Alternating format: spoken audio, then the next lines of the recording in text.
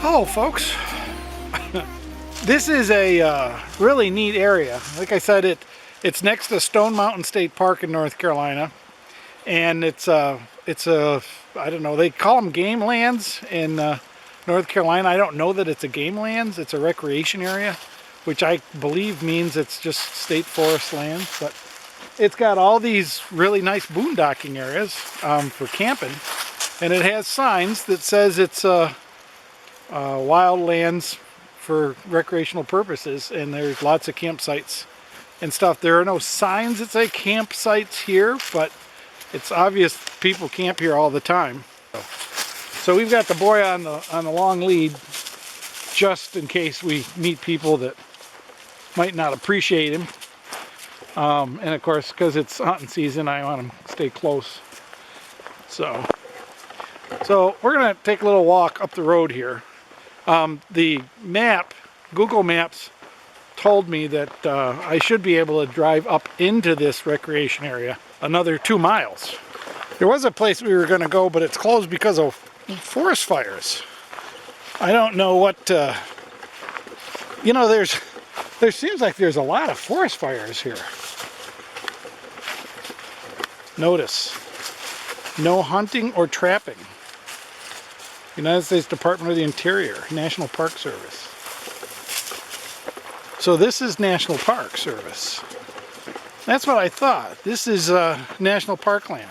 It's got a really nice little stream side of these campsites and along this path. Look at this nice little spot. I bet this is nice and cool in the hot summer. We'll have to come up here. There's a lot of places I have not yet explored that are really nice. And this would be a great place. And if this is non-hunting, if they do not allow hunting here, that would be awesome. But obviously it's a great fishing spot. Look at the nice pools. If you're a fisherman, you know, you got these undercuts on the bank. That's where the fish hang out, right there. And over on the other side, the same. Seems to be a dam up ahead, you know, for waterfalls. Yep, more signs that say no hunting or trapping, so I guess we're all right to let him run a little bit. Cedar Ridge Trail. It's up to Brian Gar Cabin, 4 miles. Grassy Gap Trail. Basin Cove Campsite, 1.5 miles. I guess we'll go that way. See what that's like. Here's a sign over here that says Doughton Park, Basin and Cove Creeks, special parkway regulations, artificial flies only, single hook and artificial flies, size limit 7 inches, creel limit 4 fish, possession of natural bait illegal. Somebody didn't like that sign though. I wonder if that's been shot. Probably. There's a little dam with a spillway, and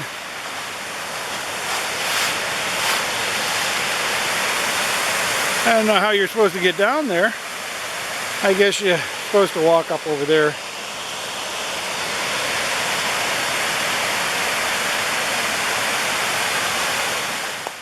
You know, I really want to do a video bitching and moaning about things I don't like. But once I get out here and we start hiking and seeing the beauty that's out here, it's really hard to stay in a bitchy mood. But just for your benefit, I'm going to tell you, I'm pretty miserable about the current situations and facts of life that have come about. I've had a bad toe for the last week and a half. I finally got some drugs to get rid of it. But this getting old stuff is really not fair. Now my father had two sayings he would constantly talk to us kids about. One is whoever said life was fair, and the other was just go shit in your hat. We would ask him for 20 bucks or gas for the car or borrow the car, and he'd just say one of the others. But anyways, you know, just at the time of life when you're getting really good at living at 30 and early 40s, everything's going good, and then all of a sudden, bam, you're thrown into being 50. I didn't like it. I don't think it's fair. God, look how pretty it is down here. Look at this. Isn't this just gorgeous? Just a little stream running through the mountains here.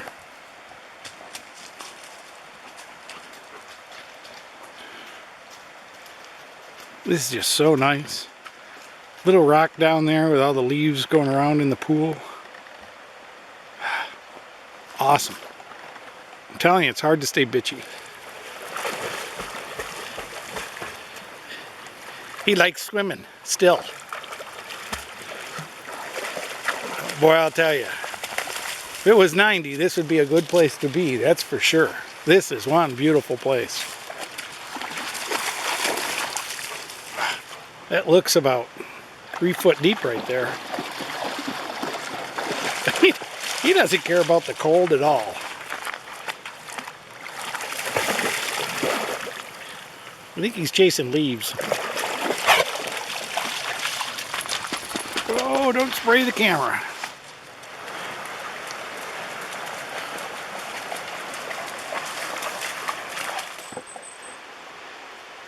I guess one of the reasons I really like going out in the woods is reading what the history and what the happenings are. It's like reading a newspaper. It's like getting the local news. You know, up here behind me, all these trees, there's a couple of big ones in the front here, and then it's a whole area that's all saplings, like trees that are the same age. And that tells me that something happened here, like a blowdown or a fire or something like that came along and cleared it. And so now all the trees are growing back.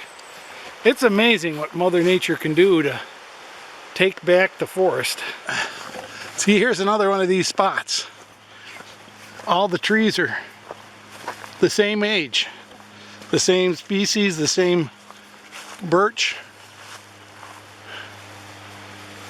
It just looks like something happened here. Must have been some kind of a fire or something. But boy, look how clear that water is. I'm just not clear. I'm not used to clear water in North Carolina. But boy, the mountains sure do have some beautiful mountain streams.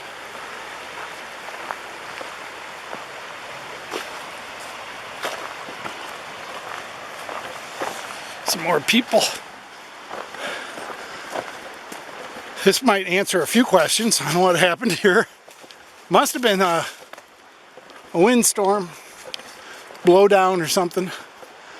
Must be that the wind comes through here occasionally and just does some serious damage to the trees, because these are all blowdowns.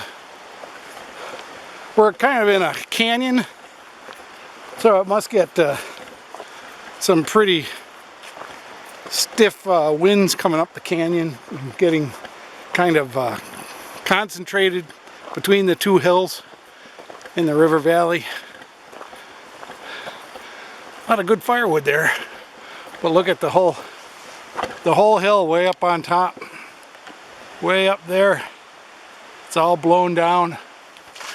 Just past a pretty good size crowd of turkey goers, I imagine. You know, we used to do that. I used to go to my sister's after Thanksgiving. The next day was take a long hike at a beautiful spot. I miss my sister. She was a breath of fresh air in today's society. That's my niece who was living with me. That was my sister's daughter. She's got 2 daughters. I was just thinking, folks, you know, I don't know if many people know this because I'm looking at my statistics, my analytics on the webpage, and I see that according to YouTube, people don't watch more than about 8 minutes, 5 to 8 minutes, and I think that's probably an average of a lot of people who find my channel and then don't bother to watch the whole video. They just watch a couple seconds or minutes of it and turn it off, and that goes into the overall averages. But if you don't watch the very end is probably the best part. For one, you won't have my face, usually, and I have the gallery of photos I take on these walks. And I've been doing that a lot more lately. If I see something that's kind of interesting, and it may be flowers or mushrooms, or it may be just rock formations or things like that. It may even be piles of animal poop, but but I find them interesting, and maybe you would too. But if you're not seeing all the way to the end of the video, you're kind of missing some of the good stuff, I guess. So I don't see people making too many comments on the photos, so maybe they're just a waste. But I like them, and sometimes I stick them on Facebook or Instagram. Now you might, or you might not know what this pile of stuff is here, side of this log. It's called frass. And when a tree like this falls in the forest and dies, the beetles come and lay their eggs on it, and the larvae, which are grubs, start burrowing into these logs. They push out frass, or kind of like wood chips. And when you find a log like that, sometimes one log will have a whole bunch of piles around it. And if you go to somebody's wood lot, sometimes there will be an awful lot of frass along the outside edge of the wood lot. If they put up the logs when they were green. Now see, now there's a whole lot down in here. But in the spring, if you come to these logs and you just sit by them for a bit and you're quiet, you'll hear the grubs crunching in the log. You'll hear this coming out of the log, and it's pretty amazing. Sometimes they're great big beautiful longhorn beetles, iridescent, purple and red and blue, beautiful bugs. Sometimes they're just assassin beetles or things like that. But now, haven't I always said that the National Park Service does just a phenomenal job? And look at this bridge. This is in the middle of nowhere. I guess this is a campsite, and it is designed to withstand major flooding. I mean, it is major concrete and structural steel. That is a bridge that isn't going anywhere soon on this beautiful little stream. So let's cross it, and I'm going to assume we're at the campsite, which is the end of the trail.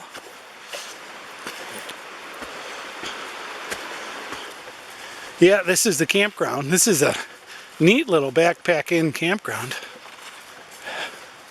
So we're at the Basin Cove campsite. Here's where we are, Doughton Park. Is that like Doughton Abbey? I wonder if it's related. We came all the way up there. We're not going to keep going. But there are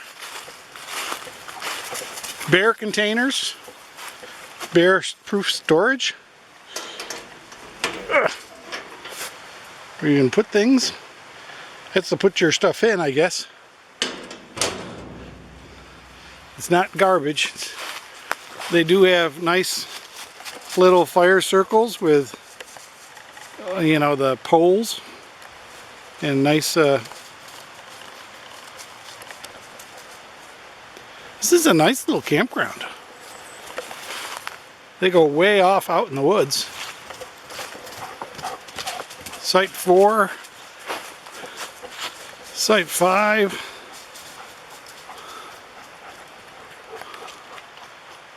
Way over there is Site 6.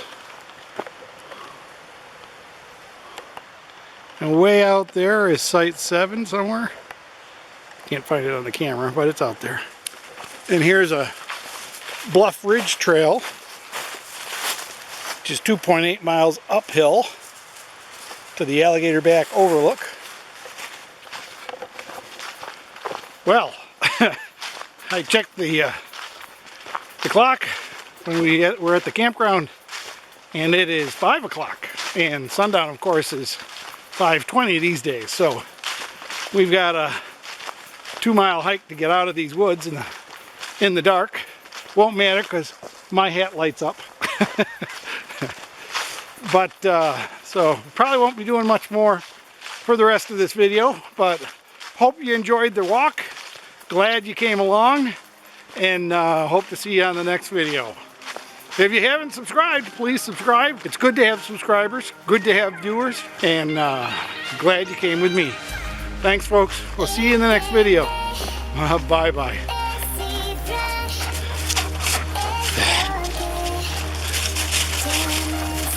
He's especially glad.